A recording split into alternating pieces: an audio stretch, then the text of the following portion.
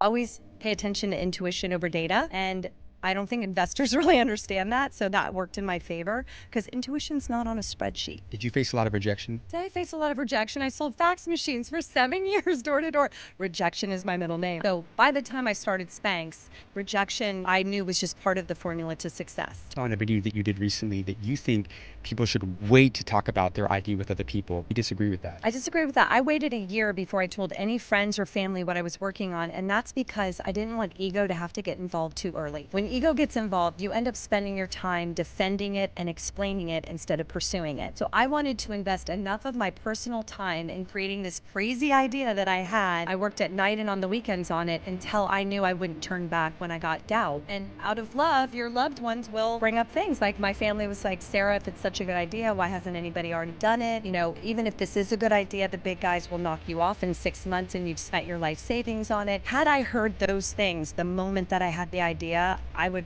probably still be selling fax machines or something else because faxes aren't really around anymore. But it's very true because ideas are the most vulnerable in the moment you have them. And it's also people's instinct to share the idea in the most vulnerable stage. Because you get an idea and you turn to your coworker, your husband, your wife, and you say, hey, I've got an idea. And out of love, they'll give you a list of like, hey, maybe you should consider this. And I didn't want that to happen.